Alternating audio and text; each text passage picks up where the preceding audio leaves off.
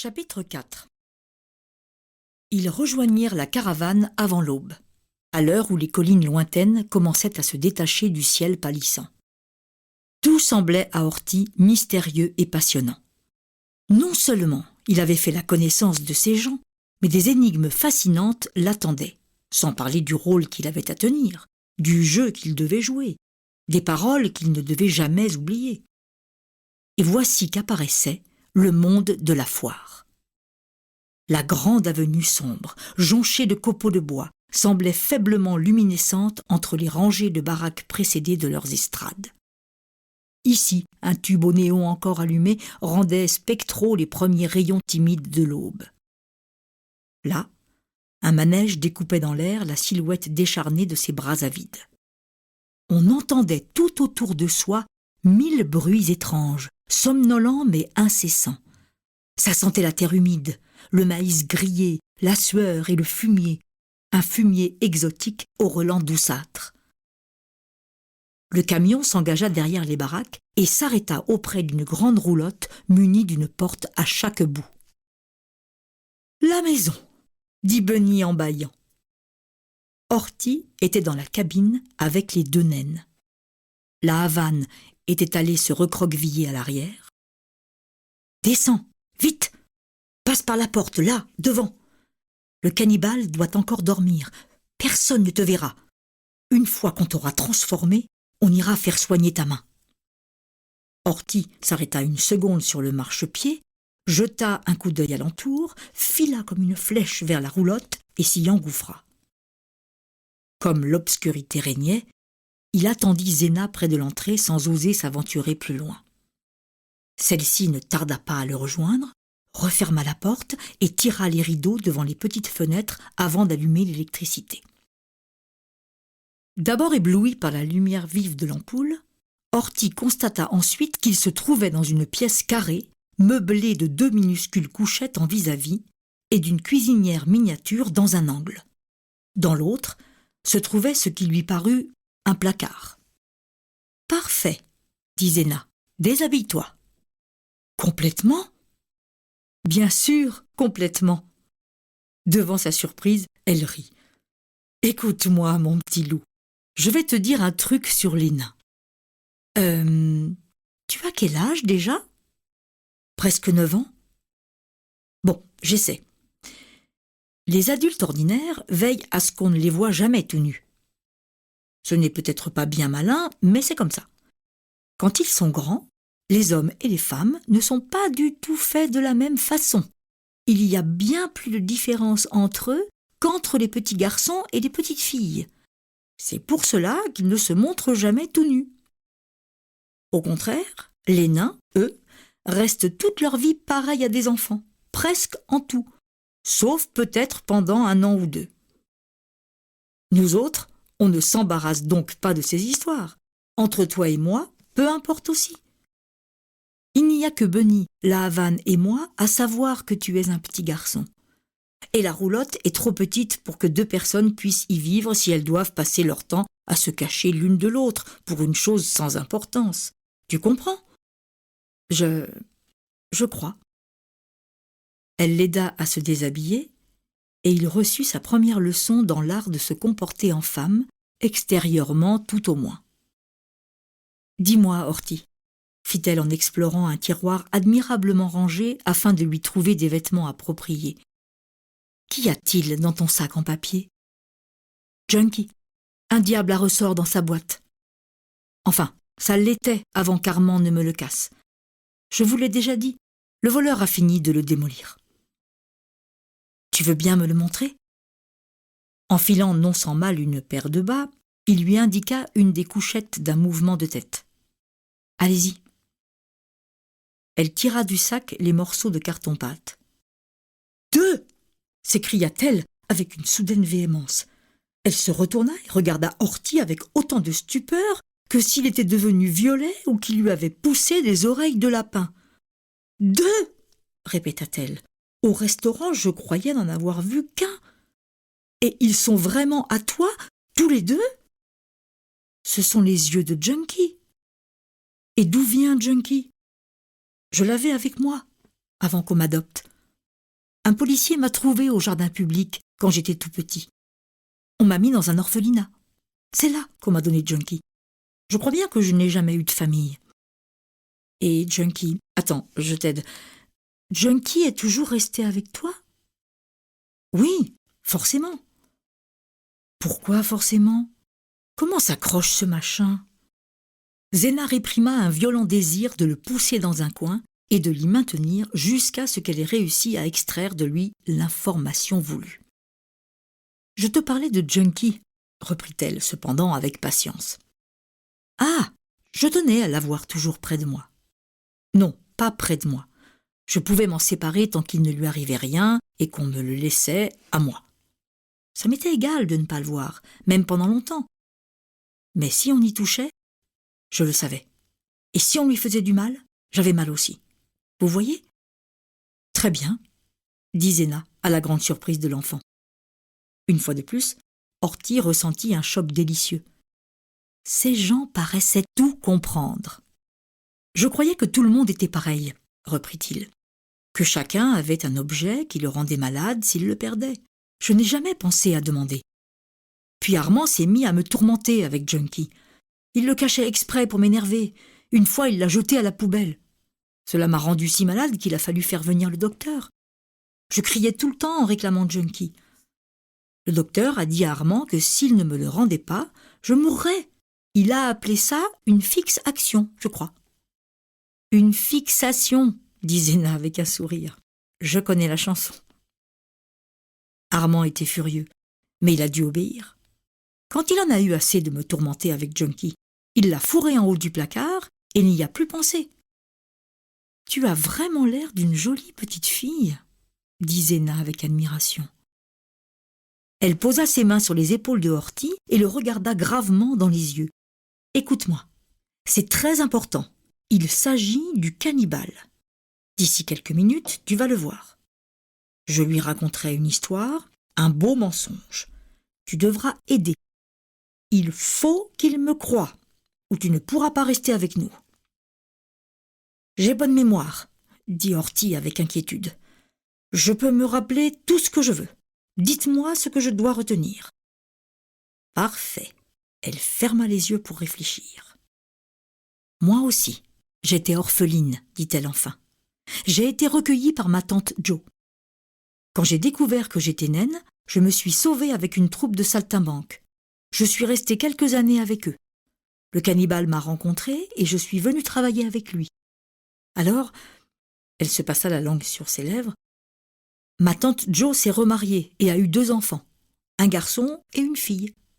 Lui, il est mort, la fille, c'était toi. Quand ma tante s'est aperçue que tu étais aussi naine, elle est devenue très méchante. Tu t'es sauvée, tu as travaillé à la ferme, un des employés, le menuisier, en pinçait pour toi. Hier soir, il t'a surprise toute seule, attirée dans son atelier et fait quelque chose d'horrible. De si atroce que tu ne peux même pas en parler. Tu comprends? Si on te demande quoi, tu n'auras qu'à pleurer. Tu as tout retenu? Bien sûr, dit-il d'un air dégagé. Dans quel lit je vais coucher? Elle fronça les sourcils. Mon chéri, c'est très, très important. Il faudra que tu te rappelles mot pour mot ce que je t'ai dit. Oh, je me rappellerai, affirma Horty. Et à la grande surprise de Zéna, il lui récita mot pour mot ce qu'elle venait de lui dire. Ça, par exemple! Elle embrassa l'enfant qui rougit comme une tomate. Quel bon élève! Formidable! Donc, tu as 19 ans et tu t'appelles Hortense. Comme ça, si quelqu'un t'appelait un jour Horty par mégarde et que le cannibale te voyait tourner la tête, ça n'aurait pas d'importance. Mais tout le monde te surnomme bébé. J'ai 19 ans, je m'appelle Hortense et bébé, ça va. Très bien. Je suis désolée de te donner tant de choses à penser d'un coup, chérie. Bon, entre toi et moi, d'abord le cannibale ne doit jamais apprendre l'existence de Junkie. On trouvera un coin dans la roulotte pour le ranger Et je veux que tu ne parles de lui à personne d'autre. Promis ?» Horty acquiesça en ouvrant de grands yeux. « Encore une chose très importante. Il va soigner ta main. N'aie pas peur. C'est un bon médecin. Je veux que tu pousses vers moi, sans qu'il le voie, les plus petits bouts de ton vieux bandage, les moindres débris de coton qu'il aura utilisés. Il ne faut pas qu'il reste une seule goutte de ton sang dans la roulotte. Tu m'entends? Pas une goutte. Je lui proposerai de tout nettoyer moi-même. Il sera ravi, il a horreur de ça. Toi, tu m'aideras de ton mieux, d'accord ?» Il acquiesça. À ce moment, la Havane et Bunny frappèrent à la porte. Horty sortit le premier, cachant sa main blessée derrière son dos. Ils le prirent pour Zéna, et quand elle jaillit en riant de la roulotte, elle sauta de joie en les voyant regarder Horty avec stupeur. « Purée !» dit la Havane qui en laissa tomber son cigare. « Zéna, il est adorable !» s'écria Bunny. Zéna leva son index minuscule. « Elle est adorable. Tâche de ne pas l'oublier. »« Je me sens tout drôle, » dit Horty en tortillant sa jupe entre ses doigts. « Où diable as-tu dégoté ces cheveux-là ?»« Une paire de fausses nattes, » dit Zéna. « Elles vous plaisent ?»« Et la robe ?»« Je l'avais achetée et je ne l'ai jamais portée. Trop juste de poitrine. Venez les enfants, allons réveiller le cannibale. » Ils se faufilèrent entre les roulottes. « Fais de plus petits pas, » recommanda Zéna. « Là, c'est mieux. Tu te souviens de tout. »« Bien sûr. »« Tu es une bonne fille, bébé. S'il te pose une question à laquelle tu ne sais pas répondre, contente-toi de sourire. Ou de pleurer, si tu préfères. Je serai à côté de toi. » Sur le flanc d'une longue roulotte argentée, garée derrière une tente, s'étalait une énorme affiche bariolée, représentant un homme en chapeau haut de forme, avec de longues moustaches pointues et des éclairs en zigzag qui lui sortaient des yeux. En dessous, on pouvait lire en lettres flamboyantes « Tout ce que vous pensez, Méphisto le sait. » Il ne s'appelle pas Méphisto, dit Bunny, mais Ganneval. Avant de devenir forain, il était médecin. Tout le monde l'appelle le cannibale. Ça lui est égal. La Havane frappa à la porte de la roulotte. « Hé, cannibale, vous allez roupiller comme ça toute la journée ?»« Tu es viré, » grommela la roulotte. « Si vous voulez, » dit l'autre sans s'émouvoir. « Venez voir ce qu'on a ramené. »« Si c'est une nouvelle recrue, rien à faire, » dit la voix ensommeillée. On entendit bouger à l'intérieur de la roulotte. Bunny poussa Horty en avant. Zéna, à qui elle faisait signe de ne pas se montrer, s'aplatit contre la paroi. La porte s'ouvrit enfin. L'homme qui s'y encadra, très grand, cadavérique, avait des joues creuses et une longue mâchoire bleuâtre. Dans la lumière matinale, ses yeux semblaient deux trous sombres au fond de ses orbites profondes. « Qu'est-ce qu'il y a ?» grogna-t-il. Bunny lui montra Horty du doigt. « Cannibale, qui est-ce ?»« Qui ?» répéta-t-il en jetant un coup d'œil étonné. « Zéna, bien sûr. Bonjour, Zéna, » ajouta-t-il sur un ton plus courtois tout à coup. « Bonjour, » lança Zéna qui sortit en riant de sa cachette. Il regarda tour à tour Zéna et Horty. « Aïe, ma caisse !» gémit-il. « Un numéro de jumelle. Et si je ne l'engage pas, tu me plaques avec Bunny et la Havane ?»« Tu vois, il lit dans les pensées, » dit la Havane en poussant Horty du coude. « Elle s'appelle comment, ta nouvelle petite sœur ?»« Papa m'a baptisée Hortense, » récita Horty. « Mais on m'appelle bébé. »« Excellente idée, » fit le cannibale d'une voix aimable. « Écoute, bébé, ce bluff ne prend pas. Débarrasse-moi le plancher. Tes copains ne sont pas contents, qu'ils te suivent. Si je ne vous vois pas sur la route à 11h ce matin, je saurai ce que vous avez décidé. » Il referma sa porte avec douceur, mais fermeté. « La vache !» dit l'enfant.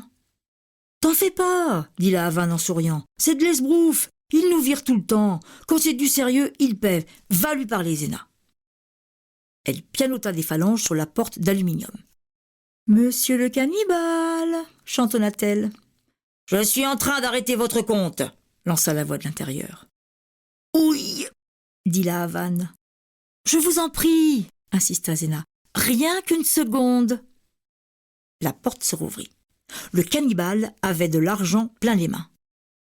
Alors? Horty entendit Bunny murmurer. Tiens bon, Zéna, tiens bon. Zéna fit signe à Horty qui s'avança avec hésitation. Montre ta main, bébé. Il tendit sa main blessée devant lui. Zéna retira un à un les mouchoirs souillés de sang. Le dernier collait aux chairs. Horty gémit quand Zéna voulut le détacher. L'œil exercé du cannibale n'en distingua pas moins que 3 des doigts de l'enfant étaient irrémédiablement condamnés et le reste de la main en fort piteux état. « Comment diable t'es-tu arrangée comme ça, petite ?» aboya-t-il. Horty, effrayé, fit un pas en arrière. « Bébé, va donc un peu là-bas avec la Havane, tu veux ?» Il s'éloigna, reconnaissant. Zéna entreprit de parler rapidement à voix basse. Horty ne distingua que quelques mots par-ci, par-là. Un choc terrible. Surtout, ne l'y faites jamais penser. Le menuisier, attiré dans son atelier, quand il lui a mis la main dans son étau, « Et on s'étonnera que je sois misanthrope », gronda le cannibale. Il posa une question discrète à Zéna. « Non, dit celle-ci, elle a pu s'échapper à temps, mais sa main... » « Viens ici, bébé, dit le cannibale. Son visage présentait un remarquable spectacle. Sa voix brusque semblait sortir de ses narines, fendues comme au burin, qui brusquement étaient devenus 2 trous ronds aux bords dilatés. Horty pâlit. La Havane le poussa doucement en avant. « Va, bébé, il n'est pas en colère après toi. Il te plaint, va !» Horty s'avança timidement et grimpa les marches. « Entre, dit le cannibale. « À tout à l'heure, dit la Havane qui partit avec Bunny. Au moment où la porte se refermait derrière Zéna et Horty, celui-ci se retourna et aperçut les 2 autres qui échangeaient une poignée de main, l'air grave. « Assieds-toi là, dit le cannibale. L'intérieur était étonnamment spacieux. Des rideaux formant alcôve masquaient en partie le lit situé contre la paroi avant.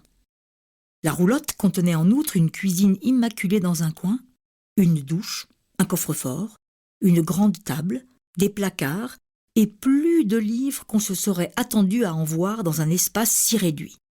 « Ça fait mal ?» murmura Zéna. « Pas trop. »« T'occupe !» grommela le cannibale. Il préparait de l'alcool, du coton et une seringue à injection hypodermique. « Je t'explique ce que je vais faire, rien que pour me distinguer des autres médecins.